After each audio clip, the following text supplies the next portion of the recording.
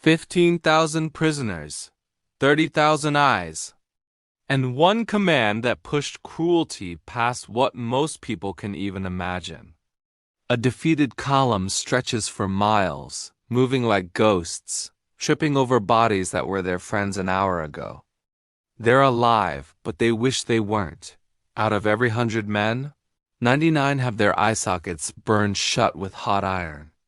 The last man keeps one eye, not as kindness, but as a tool. He is forced to lead the others, hand on shoulder, step by painful step, all the way back to their king. This isn't a wild tale meant to scare children. It's cold math, a message written in flesh. The signature belongs to Emperor Basil II. History remembers him as the Bulgar slayer. But that name wasn't made in one day. It was forged across 40 years of obsession. How does a boy raised in the soft, shining halls of Constantinople turn into the most ruthless war leader of the Middle Ages?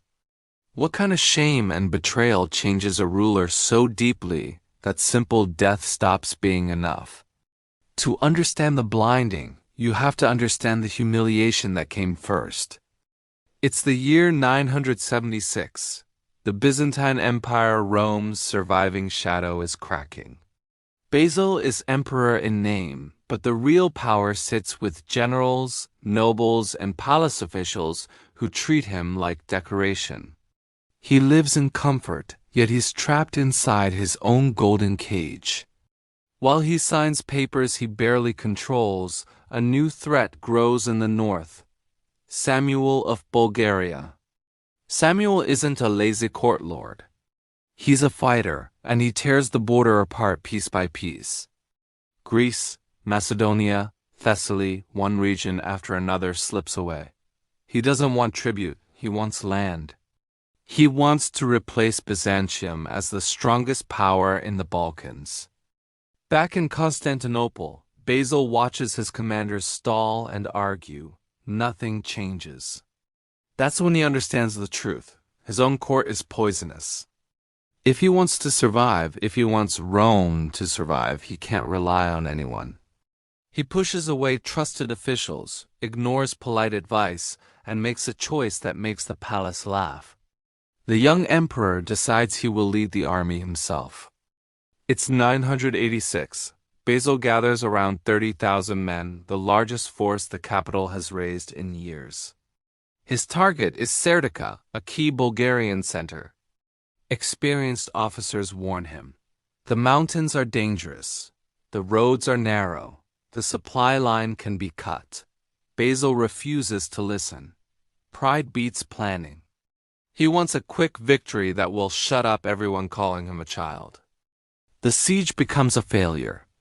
For about 20 days, the Byzantines smash themselves against the defenses with pointless attacks while Samuel waits for the right moment. Then, on August 17, 986, at a narrow mountain pass called the Gates of Trajan, the trap snaps shut. The army walks into a stone-funneled cliffs on both sides, then the sky seems to turn black, not with clouds but with arrows. Bulgarian fighters appear above them. Boulders crash down, crushing horses and men. Discipline dies. The chosen emperor ends up running for his life, covered in blood and mud, dragged out by a tight ring of Armenian guards who practically turn their bodies into a wall so he can escape. That night, while Basil flees toward safety, something inside him breaks. The boy who chased glory doesn't make it back home. When Basil returns to Constantinople, there is no celebration, no parade, only silence and mocking eyes. His enemies smell weakness. Two powerful generals, Bardas and Bardas rise against him. They call him incompetent. Civil war erupts. Basil is boxed in Bulgarians to the north, rebels to the east, and the court waits for him to fall. But Basil changes in a way no one expects. He stops acting like a pampered ruler. He remakes himself into a hard, strict soldier. He swears off luxury. No more jewels. No more rich purple clothes except when tradition forces it. He avoids marriage so nothing distracts him. He gives up wine and feasts. He trains until his hands split. He becomes sharp, quiet, and focused like a blade being ground down for war. Then he does something bold and shocking. He reaches out beyond Byzantine politics for loyal muscle. He contacts Prince Vladimir of Kiev, a rough northern ruler. Basil offers him something almost unheard of his own sister, a princess born into the imperial purple in exchange for 6,000 elite warriors from the north. These men become the Varangian Guard, towering fighters famous for their discipline and massive axes. With them, Basil smashes the rebellions. He shows no mercy. Rebel leaders are executed, their heads displayed as warnings. The message is simple: the throne belongs to Basil, and anyone who grabs for it will lose everything. Once the internal bloodshed ends and the capital is secure, Basil turns his eyes north again back toward Samuel.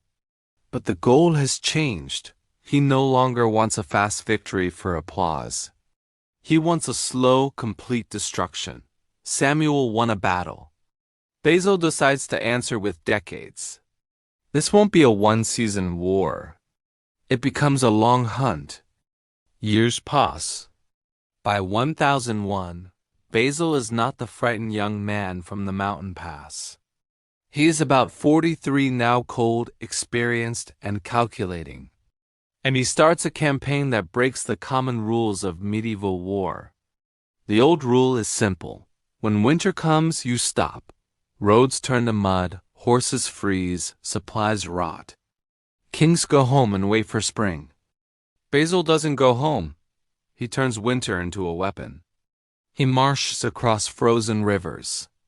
He attacks fortresses under hail and snow. He gives Bulgarian towns no time to harvest, rest, or recruit. Samuel, once the predator of the mountains, becomes the animal being chased.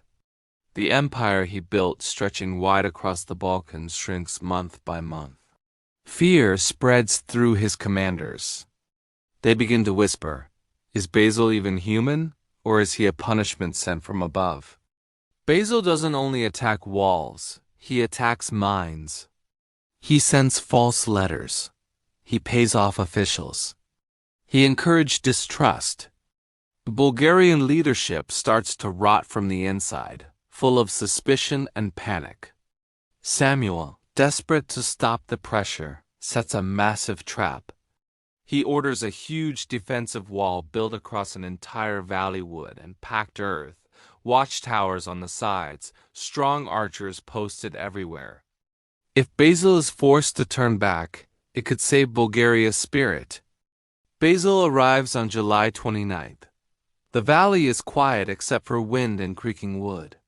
He studies the barrier and understands what it means. A direct assault would be suicide. His commanders remember the old disaster at the gates of Trajan and feel that same cold fear. For a moment, it looks like history might repeat itself. Then Basil orders the attack anyway. Bulgarians shout with confidence. Samuel, not standing on the front line, believes fate has smiled on him again.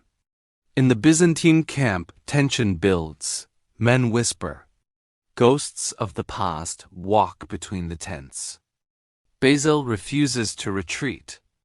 Retreat would mean admitting Samuel is still stronger. If the door won't open, Basil decides to enter another way. He calls his most trusted commander, Nicephorus Xiphias. The plan is simple and terrifying. Xiphias will take a small group and climb around the mountain to strike from behind. There are no proper paths. The terrain is steep, covered in thick forest, and the slopes are almost vertical. Samuel didn't fortify it because it felt impossible. No army wearing armor should be able to climb there. But that night, Xiphias treats impossible like a challenge. Under darkness, the detachment begins the climb. It's slow, painful, and deadly. One spotted movement, One loud slip and they're finished. They are far from the main force, clinging to enemy mountainsides, cut off and vulnerable. Down in the valley, morning comes. Basil orders another attack, loud, frontal, and meant to draw every Bulgarian eye to the wall. Drums sound. Soldiers shout. The Bulgarians pack the barrier, laughing, ready to slaughter another wave of Romans. Their focus locks forward. Nobody watches the ridgeline behind them. Then a sound rolls down from the heights horns and screams where no one should be. Bulgarian defenders turn in confusion. They squint into the bright sun and see a nightmare charging downhill. Xiphias and his men crash into the rear like a landslide. Panic spreads faster than fire. Discipline collapses in seconds. "They're behind us," becomes the only thought. The wall defenders abandon their post to turn around. And that is the moment Basil has waited for. He drives the main army forward. The barrier breaks. Byzantine soldiers pour through like iron floodwater. The Bulgarians are pinned between the strike from behind and the push from the front, an anvil and a hammer. It stops being a battle and turns into a chase. Men throw down weapons. Men run. Men crush each other under their own fear. The valley becomes a killing ground. Thousands die quickly, but the worst fate isn't death. The worst is surrender. Large groups raise their hands. Hundreds become thousands. Samuel escapes by horseback to a fortress, leaving his army behind. His body survives, but his power is cracked. Still, he tells himself something hopeful. At least the men are alive. Basil will demand ransom. That's how wars work. There are brutal rules, but there are rules. Samuel does not understand what Basil has become. Then Basil gives the order. This is not a quick burst of anger. It's organized cruelty. To blind 15,000 men, you need time, iron, heat, fuel, and the method. Some Byzantine soldiers hesitate. Killing an enemy is part of war. Mutilating thousands in a careful system is something else, something that stains the soul. Basil does not allow debate. He divides the prisoners into groups of 100. One by one, the men are dragged to the fires. The screams don't come in waves, they come as one long, unbroken sound that lasts for days. The air fills with the smell of burned flesh until breathing feels sickening. 99 of each 100 get hot iron pressed into both eye sockets. Darkness becomes permanent. The 100th man is left with one eye. Not as mercy as a leash. He is meant to lead that group home. When it's done, Basil doesn't feed them. He doesn't lock them away. He points north and sends them walking.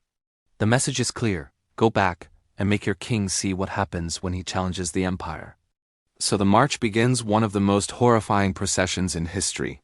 Endless lines of blind men holding shoulders, stumbling, crying, guided by one-eyed leaders who can barely see through their own tears, pain, and blood. They move for about 150 kilometers under harsh sun. This isn't an army anymore. It's a living letter meant for one mind. At the fortress where Samuel waits, he expects messengers offering ransom talks. That's the custom. Even cruel wars usually have bargaining. Then, on October 6th, a cloud of dust rises on the horizon. Samuel walks out to the walls. His heart lifts, his men are coming back.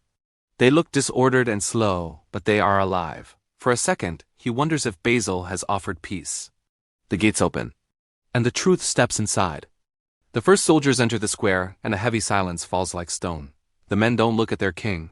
They stare at nothing. Their faces are covered in scabs. Their eye sockets are empty pits. A one-eyed guide drops to his knees and speaks the words Samuel will never forget. Here are your men. Samuel freezes. 15,000 blinded survivors. 15,000 mouths to feed. 15,000 bodies that can't fight again and can't work the land. This is not only a military loss. It's an economic trap designed to crush Bulgaria for a generation. Samuel's chest tightens as if a hand is squeezing his heart. He tries to speak. Only a broken sound comes out. His legs fail. The lion of the Balkans collapses in the dust, surrounded by the darkness of his own soldiers. He suffers a massive stroke in that moment. 2 days later, Samuel dies not by sword, not by poison, not by arrow, but by pure horror. News reaches Constantinople and the court celebrates. Many think the war is finished. They are wrong. Basil doesn't stop. Bulgaria is more than one king. Basil wants the idea of independence torn out at the root. As long as one fortress stands, as long as one ambitious noble remains, he believes the job isn't done. Samuel's son, Gabriel Radomir, takes the crown.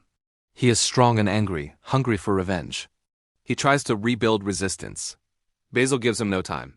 Winter approaches, and Basil still advances. The final phase begins, and this time the blade will come from inside Bulgaria's own royal blood. Because Basil understands something. Fear works, but greed moves faster. Gabriel is not his father. He is younger and fierce, known for terrifying strength in battle. For a moment, his courage seems to breathe life back into the fading kingdom. He sets ambushes, pushes back patrols, tries to prove Bulgaria still has teeth. Basil watches with patience. He knows a frightened realm begins to eat itself. So Basil shifts tactics, less siege engine, more gold. He sends secret offers, not just to commanders but to family members. He finds the crack. Even Vladislav, Gabriel's cousin. Years earlier, Samuel executed Ivan's family for treason. Gabriel, in a rare act of mercy, begged to spare Ivan's life. That mercy becomes a knife. In the summer, less than a year after Samuel's death, Gabriel goes hunting near Lake Ostrovo. It's meant to be a short escape from war. In the forest, away from guards, riding beside his cousin, Ivan draws a dagger and stabs the king in the ribs. No honor, no warning. Gabriel falls, bleeding out, staring at the man whose life he saved. Ivan then secures power by ordering the blinding and murder of Gabriel's young son. The crown moves to a head already stained with family blood. Ivan writes to Basil, offering submission in exchange for peace. A different emperor might accept a tribute deal and end the war. Basil does not. He tears up the offer. He doesn't want a vassal. He doesn't want a treacherous ally who murders his own kin. He wants Bulgaria erased. Betrayal can be useful, Basil believes, but traitors are not rewarded with peace. They are rewarded with conquest. So Basil invades again. Even Vladislav fights on for a few more years as cities collapse and nobles begin handing over their fortresses for Byzantine titles. In February of 1018, Ivan makes a final desperate gamble at the coastal city of Dyrrhachium. During the siege, he dies, whether by duel, assassin, or rumor-shadowed fate, the outcome is the same. With his death, the resistance breaks. There are no leaders left strong enough to hold the line. Basil marches toward the Bulgarian heart and finds open gates instead of arrows. The widow of Ivan comes out to meet him. Nobles fall to the ground, kiss his boots, and surrender lands and swords. Basil stands still, guarded by the Varangians. He is around 60 now, worn by 4 decades of war, gray and lined, but his stare is unchanged. Bulgaria disappears from the map. The border returns to the Danube. But a man who has lived for war doesn't switch to peace easily. Basil returns to Constantinople for a triumph the city hasn't seen in centuries. The Golden Gate opens. The noise is crushing. Crowds shout his name. Streets are covered with flowers. Incense fills the air. Basil rides a white horse, wearing the crown and purple robe for ceremony. People cry like they're seeing a living saint. But Basil doesn't smile. And when he looks toward the rich elites applauding from marble balconies, his eyes turn cold. For 40 years he slept on hard ground, ate rough bread, drank river water, and bled with soldiers. While he fought, powerful landowners grew fat, dodged taxes, and swallowed the small farms of peasant soldiers. They turned the free men who formed the army's backbone into landless serfs. Basil goes to Hagia Sophia, gives thanks, and then begins a new war against the rich. No grand banquets. No soft celebration. He drafts laws that strike like hammer blows. The key law is the allelengion. If a poor farmer cannot pay his tax, the wealthy neighbor must pay it instead. The nobles explode in anger. They call it theft. Basil doesn't argue. He simply reminds them who commands the Varangian guard standing nearby. He travels across Anatolia not as a guest but as an inspector. If a noble cannot prove land ownership with proper documents, he loses it. Basil returns land to peasants, tears down powerful families with ink and seals. The people love him. the army respects him. But in palace corridors, hatred grows. Basil is old now, with no children and no wife. When he dies, his line ends, and many simply wait for that day. Yet Basil still plans one last great move. Sicily, a wealthy island once Roman, now held by Muslim powers. He dreams of taking it back, maybe even using it as a path toward reclaiming Rome itself. The fleet gathers, veterans prepare. Varangians sharpen axes. But there is an enemy Basil cannot defeat with iron or fear: time. In December 1025, in a palace room heavy with medicine and silence, Basil's body finally gives out. Not from a weapon, just from exhaustion after living at full strain for too long. He leaves one fatal problem behind: no heir trained to hold what he built. He dies on December 15th. He refuses a royal tomb among emperors of luxury. He chooses a simple grave at the Hebdomon, near a military training field, so he can rest among marching soldiers. And as soon as his eyes close, the empire begins to go blind. The crown passes to his brother, Constantine VIII. Basil was steel, Constantine is soft. He is around 65 and has spent life inside comfort games, wine, and pleasure, while Basil lived in mud and snow. Basil left an overflowing treasury, an enormous reserve meant to guard the empire for decades. Constantine sees the gold and thinks of parties, not borders. The nobles Basil crushed rush back to power with smiles and praise. They tell Constantine his brother was harsh, that a true emperor should be generous. Constantine wants love, and he gives them what they want. The Allelenjan is repealed. With that single choice, the empire's immune system collapses. Great landowners swallow peasant farms again. The base that once supplied loyal soldier farmers dries up. In place of grounded defenders, the empire relies more on costly mercenaries loyal to money. Then comes the deeper poison: fear. Constantine knows he's weak, so he fears strong men. He looks at Basil's talented generals and sees threats. Influential courtiers whisper that these heroes might take the throne. Constantine begins the reverse purge. Skilled leaders are removed, blinded, exiled. Their replacements are friends, palace officials, and people with no military skill. Merit is replaced by corruption. Enemies notice. In the north and east, rivals test the borders. In the west, new forces rise. The huge Sicily invasion fleet, thousands of ships, never sails. The dream dissolves, not in battle, but in laziness. Constantine rules only a few years, yet it's enough to unravel decades of work. When he dies, there is no male heir. Power passes through his daughters and their husbands, turning the imperial throne into a prize for weak men more interested in comfort than defense. Meanwhile, in the east, a new sound grows louder: fast horses and distant arrows. Not Arabs, not Persians. Turks. The Seljuks move toward Anatolia, and this time there is no Basil waiting in the mountains. No disciplined machine ready to grind them down. There are only hollow armies on paper and politics thick with betrayal. 46 years after Basil's death, everything is tested in one disaster: Manzikert, August 1071. On maps, the empire still looks huge, but maps can lie. The bones underneath are rotten. Emperor Romanos IV Diogenes more soldier than politician tries to save what's left. His army is a patchwork: mercenaries, uncertain allies, poorly trained levies. Worse than the weak troops is the weak loyalty above them. His second in command, Andronikos Doukas, hates him and wants him to fail. Across the field is Alp Arslan, leader of the Seljuks, commanding fast, disciplined horse archers like a moving storm. The battle becomes a trap of fatigue and deception.